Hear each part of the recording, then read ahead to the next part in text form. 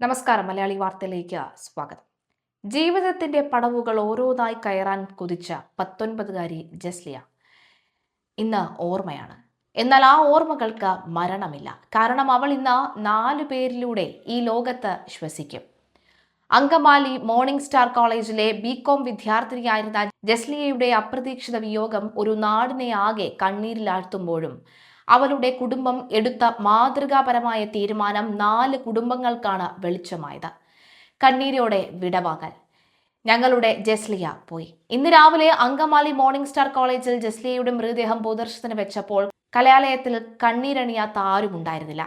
അന്ന് ജോലിക്ക് പോയില്ലെങ്കിൽ ജോലി പോകുമോ എന്ന ഭയമായിരുന്നു അവൾക്ക് എന്ന് സഹപാഠികൾ ഓർത്തെടുക്കുമ്പോൾ കണ്ടുനിന്നവരുടെയും കണ്ണുകൾ നിറഞ്ഞൊഴുകി. സഹപാഠികളും അധ്യാപകരും നാട്ടുകാരും ഉൾപ്പെടെ 100 കണക്കിന് പേർ പ്രിയപ്പെട്ടവൾക്ക് അന്ത്യോപചാരം അർപ്പിക്കാനായി എത്തി. പൊതുദർശനത്തിന് ശേഷം മൃതദേഹം ജസ്ലിയയുടെ ജന്മനാടായ എടവനക്കാട്ടേക്ക് കൊണ്ടുപോയി. അവിടെ വെച്ചായിരിക്കും സംസ്കാര ചടങ്ങുകൾ നടക്കുക. അമിത വേഗത്തിൽ വന്ന കാറ് കവർന്നത് ഒരു കുടുംബത്തിന്റെ സ്വപ്നം ആയിരുന്നു. കഴിഞ്ഞ മാസം 28-നായിരുന്നു ജസ്ലിയയുടെ ജീവിതം മാറ്റിമറിച്ച ആ അപകടം. പഠനത്തോടൊപ്പം കുടുംബത്തെ സഹായിക്കാൻ ഡൊമിനോസിൽ പാർട്ട് ടൈം ജോലിക്കും ജസ്ലിയ പോയിരുന്നു. അന്ന് ജോലി കഴിഞ്ഞ് മടങ്ങവേ റോഡിലൂടെ കടന്നു പോവുകയായിരുന്ന ജസ്ലിയയെ അമിത വേഗത്തിൽ വന്ന ഒരു കാർ ഇടിച്ചു തെറിപ്പിക്കുകയായിരുന്നു. ഗുരുതരമായി പരിക്കേറ്റ ജസ്ലിയയെ ആദ്യം അങ്കമാലിയിലെ സ്വകാര്യ ആശുപത്രിയിലും പിന്നീട് വിദഗ്ധ ചികിത്സയ്ക്കായി ആലുവ രാജഗിരി ആശുപത്രിയിലും പ്രവേശിപ്പിച്ചു. എന്നാൽ ചൊവ്വാഴ്ച രാവിലെ മസ്തിഷ്ക മരണം സ്ഥിരീകരിക്കുകയായിരുന്നു. തീരാ നഷ്ടത്തിലും തളരാതെ അവയവദാനമെന്ന മഹത് കർമ്മം നടത്തുകയാണ് കുടുംബം. മകളുടെ മരണം ഏൽപ്പിച്ച ആഘാതത്തിനിടയിലും ജസ്ലിയയുടെ പിതാവ് ജോൺസൺ എടുത്ത തീരുമാനം ഏറെ ധീരമായിരുന്നു.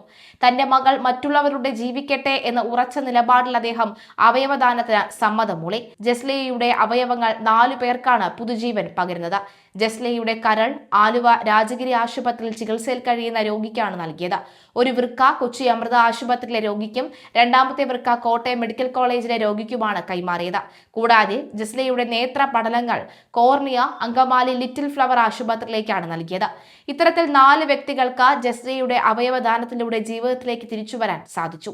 ഇനി ആർക്കും ഒന്നും സംഭവിക്കാതിരിക്കാൻ എന്തെങ്കിലും ചെയ്യാൻ കഴിയുമോ എന്ന ചോദ്യം, സുഹൃത്തുക്കളുടെ ചോദ്യം അധികൃതർക്കും പൊതുസമൂഹത്തിനും നേരെയുള്ളതാണ്.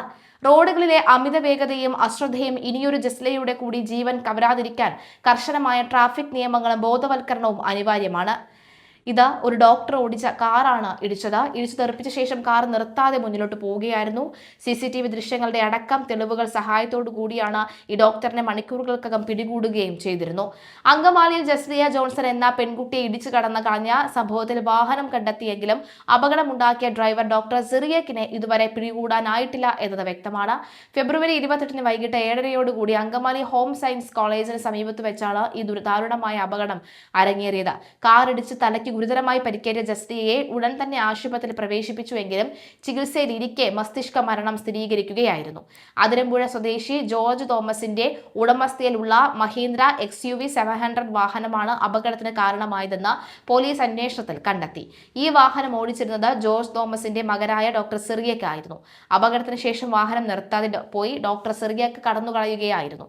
അപകടമുണ്ടാക്കിയ വാഹനം കണ്ടെത്താനുള്ള തീവ്രമായ അന്വേഷണം പോലീസ് ഊർജ്ജപ്പെടുത്തിയിരുന്നു. ദിവസങ്ങൾ നീണ്ട തെരച്ചിലിനൊടുവിലാണ് ആലപ്പുഴയിലെ തുറവൂരിൽ നിന്നാണ് മഹീന്ദ്ര XUV 700 കാർ കണ്ടെത്തിയത്. വാഹനം നിലവിൽ പോലീസ് കസ്റ്റഡിയിലാണ്.